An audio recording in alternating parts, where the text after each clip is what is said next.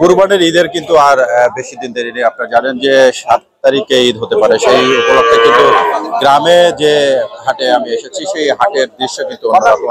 এখানকার যারা ক্রেতা রয়েছেন তারা কিন্তু ইতিমধ্যে এই হাটে এসেছেন এবং বিক্রেতারা যেটা বলছেন যে পশু সেরকম থাকলেও কিন্তু দাম তারা পাচ্ছেন না। অর্থাৎ এখানে তারা বলছেন ১ লক্ষ টাকা থেকে শুরু করে ১,২০,০০০ টাকার যে গরুগুলো রয়েছে মূলত এই সব গরুর চাহিদা বেশি থাকায় কিন্তু এগুলোর দাম বেশি। তবে বড় যে গরুগুলো রয়েছে অর্থাৎ ওজনে বেশি যে গরুগুলো রয়েছে সেই গরুগুলোর চাহিদা কিন্তু নিতান্তই কম বলে তারা আমাকে জানিয়েছে। তবে তাদের যে চাহিদা যে ছোট গরু তাদের কেনার ক্রয় ক্ষমতার ভিতরে বলে তারা দেখতে আসছেন। আমার পিছনে দেখছেন এখানে মাগুরা শ্রীপুর উপজেলার যে সারঙ্গদিয়ার যে হাট সেই হাট রয়েছে এবং হাটে কিন্তু প্রচুর ক্রেতা এবং বিক্রেতা সকাল থেকে এসেছে।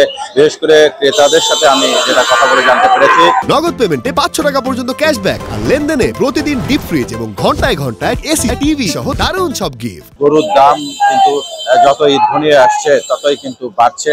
বিশেষ করে মাঝারি মানের গরুর চাহিদা কিন্তু বেশি থাকায় সেগুলো কিন্তু দাম বেশি বলা হচ্ছে। তবে আপনাদের একটু জানিয়ে রাখি যে আমার পিছনে যে হাট দেখছেন এখানে কিন্তু বিভিন্ন জায়গা থেকে বিক্রেতারা এসেছে এবং তারা বলছেন যে গরু কিনতে এসে তারা কিন্তু বিভিন্ন ঝক্কি ঝামেলার ভিতরে কিন্তু তারা ভোগান্তিতে পড়ছেন। তারা বলছেন যে এখানে তদারকি করার দরকার ছিল, অর্থাৎ হাট যারা ইজারা নিয়েছে তাদের তদারকি কম ছিল এবং আপনারা দেখতে পাচ্ছেন যে এখানে প্রায় ৫০০-র উপরে গরু কিন্তু কোরবানির জন্য বিক্রি হওয়ার জন্য এসেছে। বেশিরভাগ গরুই কিন্তু এখানে দেখা গেছে যে এখানে নোংরা অবস্থা পরিস্থিতি সৃষ্টি হয়েছে এবং যারা ক্রেতা তাদেরকে এই রোদের ভিতরে অমানবিক পরিস্থিতির ভিতরে কিন্তু তাদের এখানে বিক্রি করতে হচ্ছে। তবে গরুর দাম মোটামুটি সহনীয় বলছেন কিন্তু ক্রেতা এবং বিক্রেতা।